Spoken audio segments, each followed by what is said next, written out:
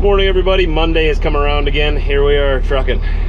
Got an empty step deck behind me. I'm gonna go put stuff on it. That's what I do.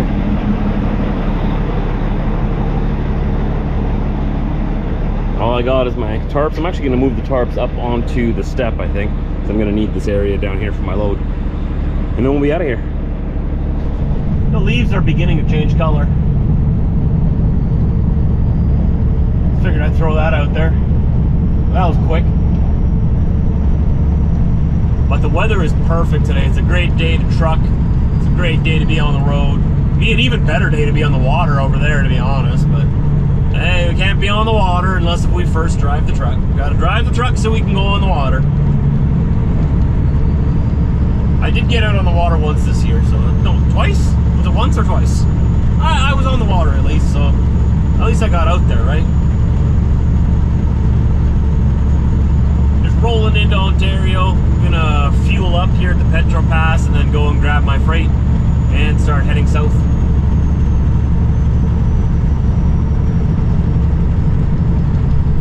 Gotta enjoy this weather while we can. Better off to leave here with full tanks of fuel. So that's what we're gonna do before I even go get my freight. Then I don't gotta worry about it after. It'd be a little bit out of the way to come get it later. Passing by now.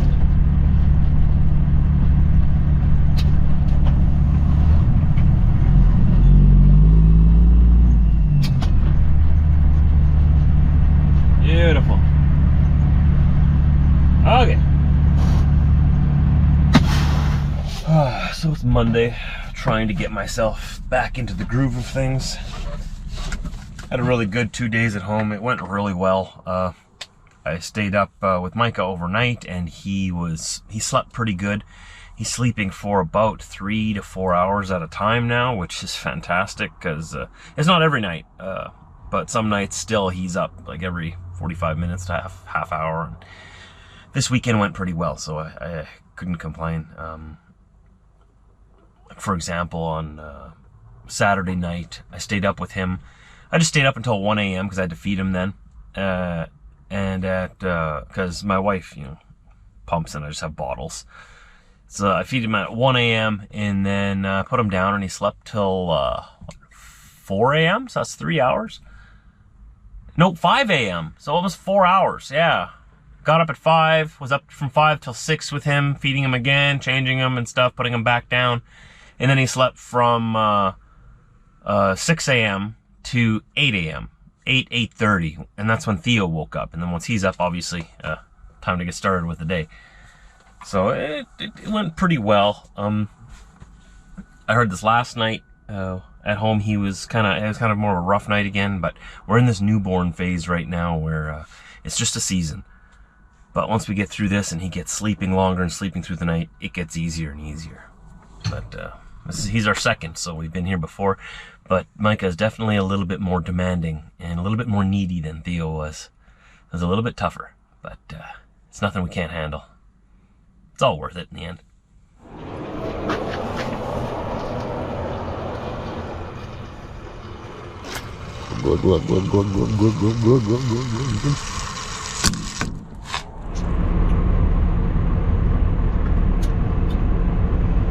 There's a big lineup today.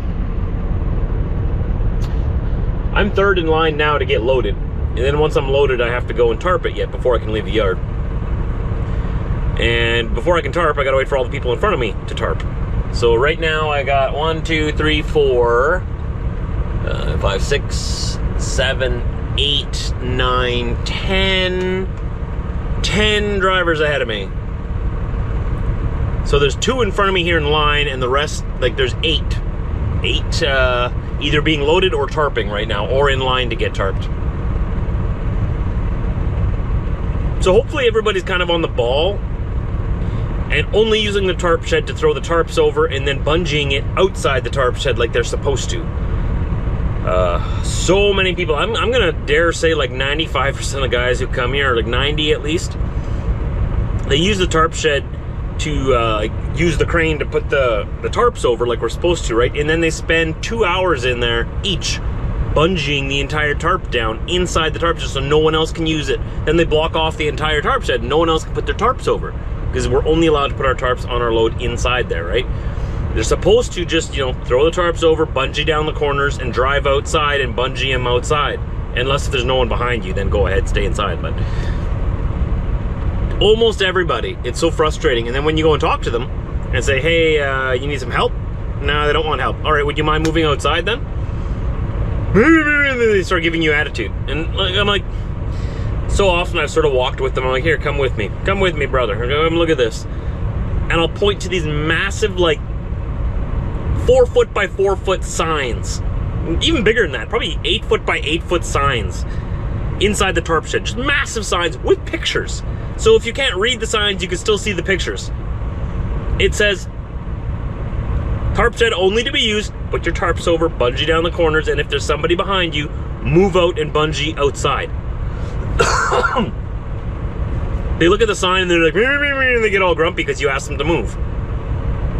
And I'm just sitting there like, why are you angry at me? Shouldn't I be the one angry at you? You're the one holding up the line. I'm the one just asking you politely, hey, do you want me to help you? And if not, do you mind just finishing up outside like you're supposed to so that we can get in here? I don't understand that about people.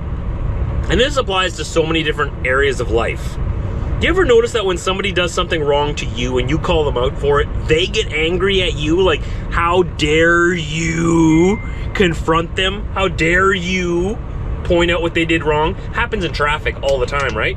Someone cuts you off and you honk at them just to let them know, hey, you almost died. Just letting you know I'm here in case you didn't see me. And then they roll their window down and flip you the bird after they just cut you off and put their own life in danger.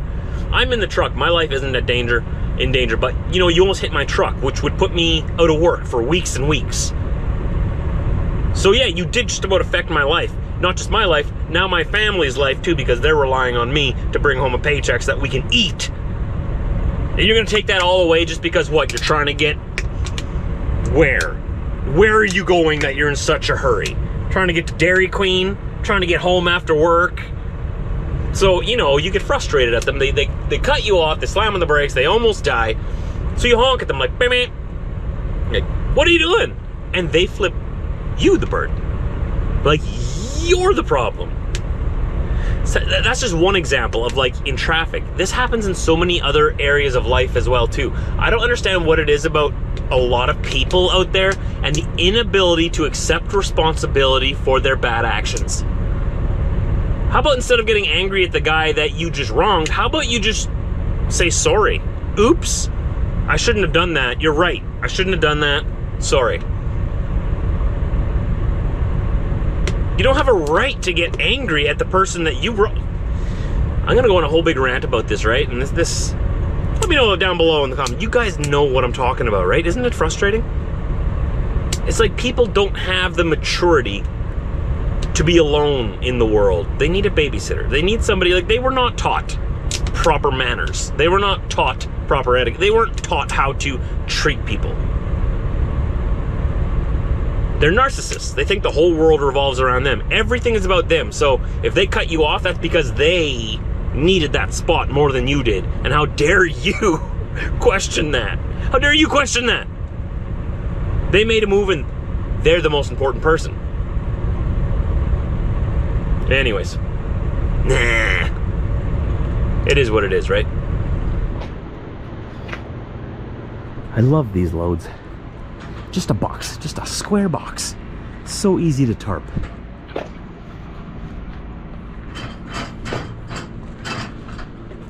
Took me 20 minutes.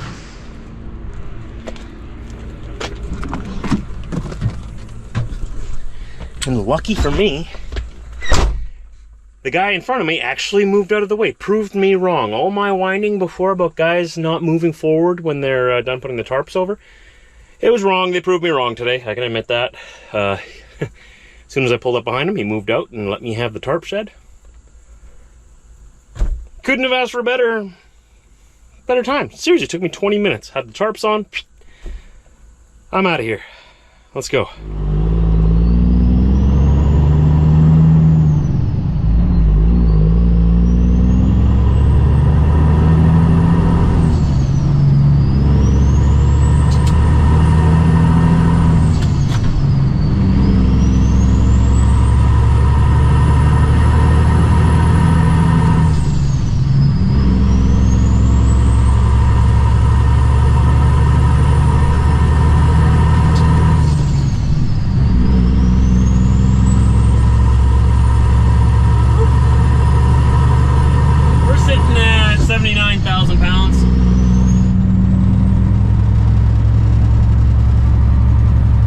put my shorts, like I changed into shorts after I was done here. I have to wear long pants while I'm loading, but you get all sweaty, you want to change, and I put on shorts, and I had put these shorts through the dryer at home. Usually I would hang them to dry, but I didn't have time, so I put them through the dryer. Woo!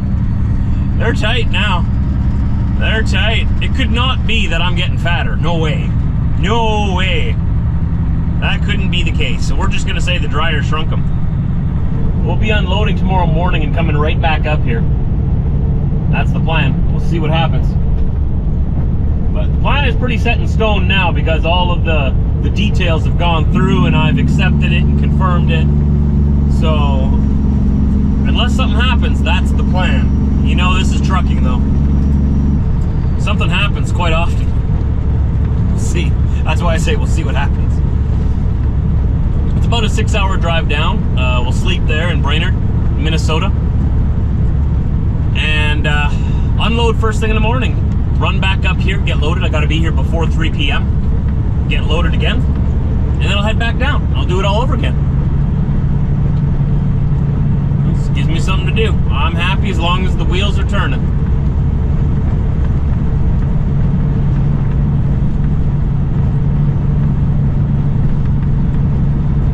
Looking at all the leaves changing here. I know we were talking about it earlier, but look at that. It's gonna go fast now. I know how fall works. As soon as you see those first few leaves turning yellow or brown, you blink and it's snowing. I know I'm not allowed to say the S word that often, but it slipped out there. I like to live in reality, and that's what reality is. It's winter's coming, but winter's not all that bad, you know? You get a couple of weeks of really, really cold weather, but other than that, you just put a jacket on. It's really not that bad. I just don't like it when it's blizzarding and snowing and blowing around, but that's not every day. Most winters aren't like that, but maybe I've gotten lucky. We'll see what happens this winter.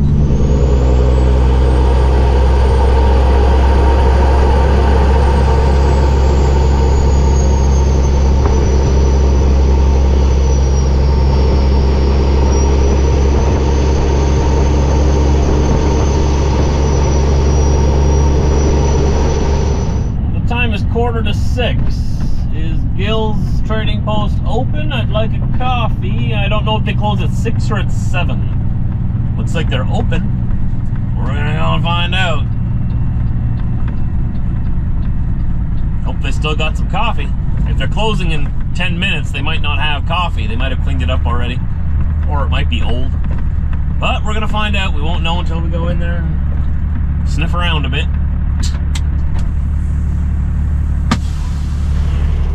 They were closing in like 10 minutes, so coffee was already all put away. They had no coffee. So we're gonna try and stop at Timmy's in Fort Francis if they have parking for me there.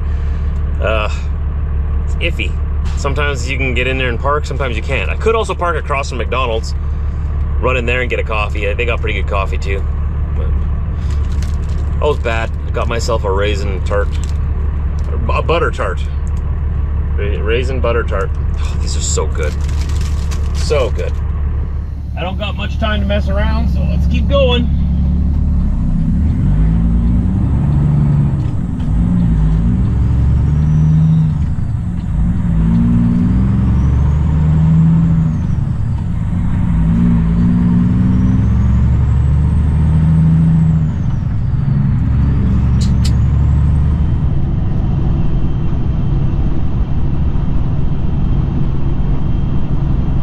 Noticing those lily pads on the water, they also turn yellow in the fall. I've never noticed that before. 37 years old. Ha! Never knew that.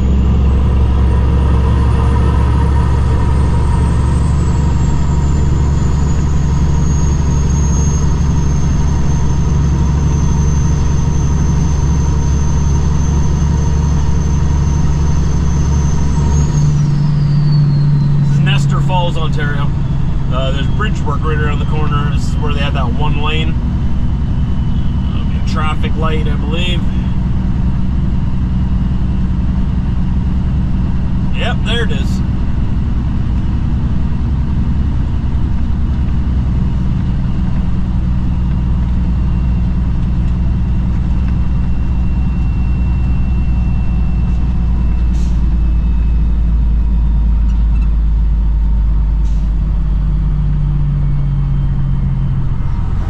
everything's sort of quieting down for the season. It's always sad when you see that. Boats being put away and winterized. Cabins being cleaned up. Float planes being taken out of the water, put away for the winter.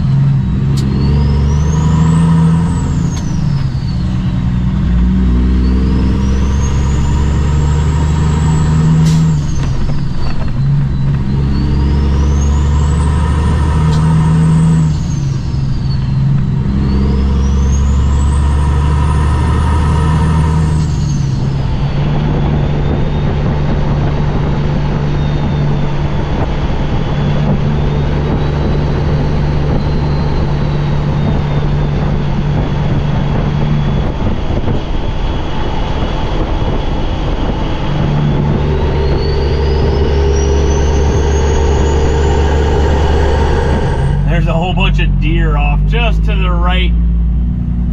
It's freaking this guy out. Right here, look at this.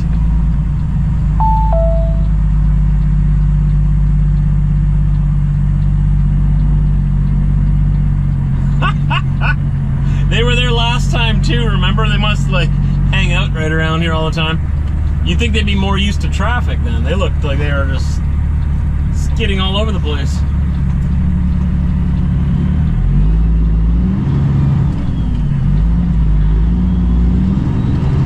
Realize that this guy in front of me, that guy pulling the boat, he's got no license plate on his boat trailer.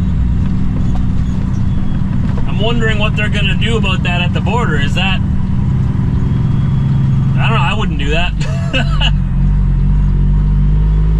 I don't know, maybe it fell off, maybe he doesn't know. He's gonna find out soon. They've got him noticed. Like, you've got to prove that you own the trailer and the boat. Like, crossing into the US is no joke. They don't mess around. Well, let's see what happens with him, I guess. Maybe he's got the plate in his vehicle and it just, you know, fell off and he couldn't put it back on. Meters, turn right on 2nd Avenue, US 53, and then turn right into 130 meters. Oh yeah, those bumps are pretty sharp. Crossing border, entering Minnesota. That sign on the left, that vertical sign here on Main Street in International Falls, Minnesota, is that always there? And there's a boat on this one here. Half a boat just hanging out there. Was that always there? I've driven past here how many times? Hundreds of times probably. I think they redid that. Looks good. Looks good. They're revitalizing that little corner. I gotta work on all this here. These buildings have a lot of potential. I love these old, like, small town America, small street. Small town America, Main Street. Same thing as like small town Canada, the main streets. You go through some towns that have really like kept their downtown just vibrant. And it's almost like walking back into the 1800s when you get onto that street.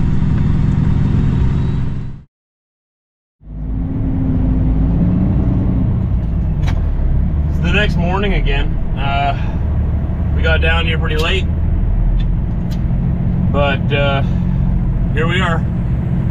First thing, gonna get this stuff off my trailer and run back up. It's gonna be a bit of a rush to get back up in tomorrow's video. It'll be a go, go, go kind of day. I gotta get this stuff unloaded as fast as I can now. I won't be able to take you guys out there with me. I'm gonna have to focus. Nose to the grindstone, you know what I mean? I need to get out of here. And then I'll be right back here later tonight. Oh, well, actually tomorrow morning.